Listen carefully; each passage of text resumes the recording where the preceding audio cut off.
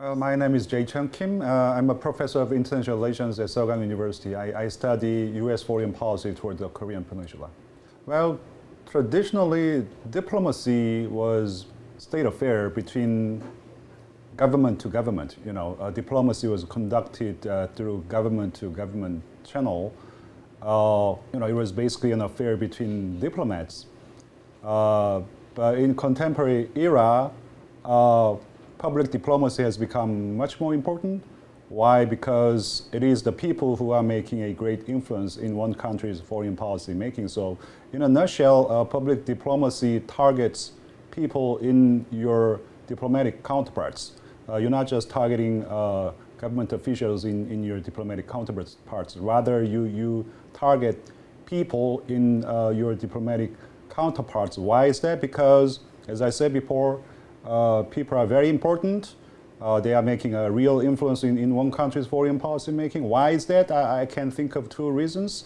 One is the spread of high-tech information technology, and the other is spread of democracy. With the advance of information technology, people get to know what's really going on in diplomatic affairs. I mean, you gain access to sensitive diplomatic information right away. With the SNS, you can really make a real impact in making foreign policy.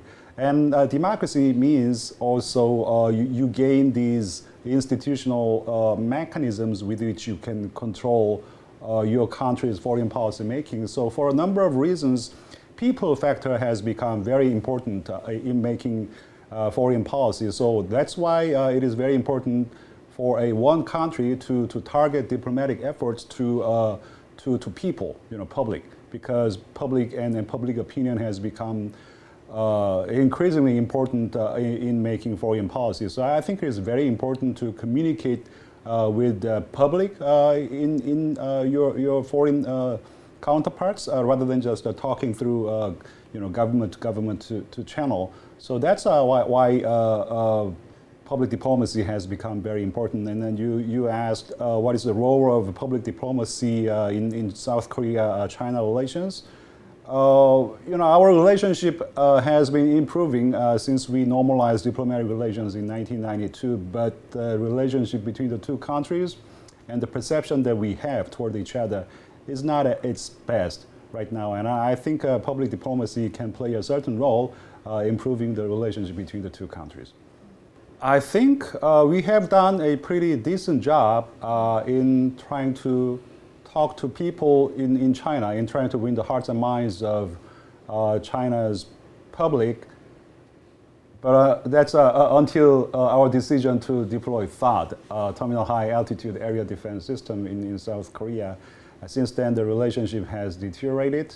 But initially, I think we did a pretty good job. I think President Park Geun-hye was quite well received by Chinese public. When former President Park Geun-hye went to China to attend World War II war ceremony, victory ceremony, Park Geun-hye was really hailed by Chinese public as Biao Da Jie, excuse my Chinese language. Biao Da Jie in Chinese language means Big Sister Park. She was hailed by China's public. But after THAAD, as I said before, the relations between the two countries deteriorated significantly. I think that proves there is a work to be done.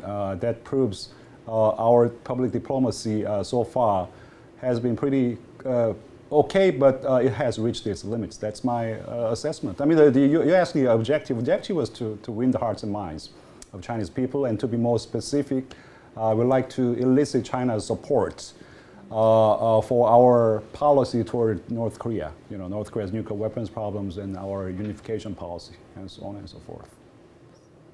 I think there is a host of challenges that this new Moon Jae-in South Korean government is faced with. And if you ask me to pick one challenge, I will probably have to say that it's our policy toward North Korea.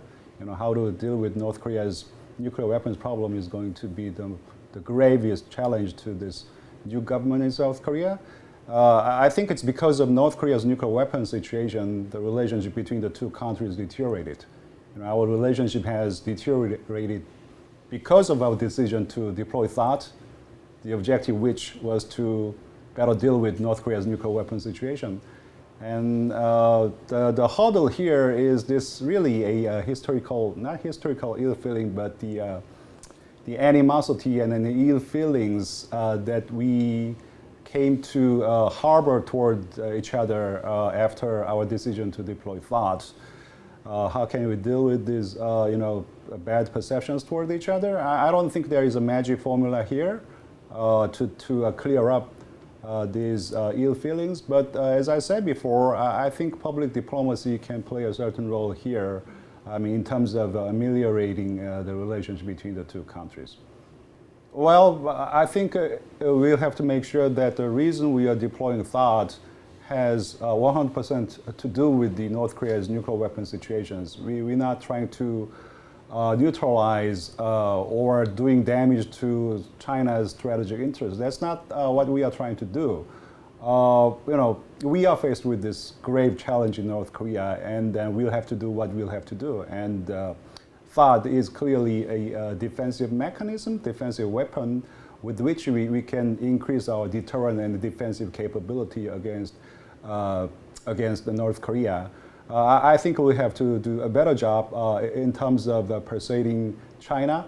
The THAAD issue has become really a hot potato between the two countries because, it's a mistake made by Park Geun-hye government. We presented THAAD as if it is a sign of goodwill between the two countries, when Park Geun-hye government should try to persuade the Chinese that this is something that we'll have to do in the future if North Korea is a threat, crosses a certain threshold. This is really something that we must do to deal with the situation, but we haven't done such a thing. But what we had done previously was to present this THAAD issue as if this is going to be a symbol of goodwill between the two countries. That was a mistake. What I'm going to discuss during my session is that we really have to diversify our public diplomacy efforts toward China. Why? Because so far, two countries, it's not just South Korea, but also China's efforts, public diplomacy efforts had been limited to top decision-making level. I mean, President Xi Jinping was at the forefront of China's public diplomacy efforts towards South Korea. Likewise, President Park Geun-hye was at the forefront of South Korea's public diplomacy efforts toward China. And it was quite successful, as a matter of fact, when President Xi Jinping came over to South Korea in, I think it was the year 2014, he visited Seoul National University, gave this special lecture, and it was really a remarkable success. His visit was really well received by Korea's mass media. Korea's public was very well received. And I think Park Geun-hye's visit to Beijing to attend that World War II victory ceremony was, as I said before, was remarkably successful in terms of improving South Korea's standing in China's public opinion. But I think it is about time for both countries to diversify channels of public diplomacy efforts to different channels, such as think tank channels or channels between different NGOs in both countries. I think that is the contention I will be making for my session, is that we will have to diversify our public diplomacy efforts toward each other. Why? Because previously the public diplomacy efforts had been limited to top decision-making level, and that has reached its limit.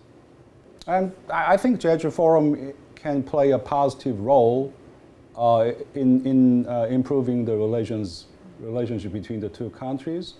Jeju Forum provides a number of avenues through which government officials and scholars, they get together and they talk about the ways in which they can improve the relationship, as to how they can instill trust in relations between two countries.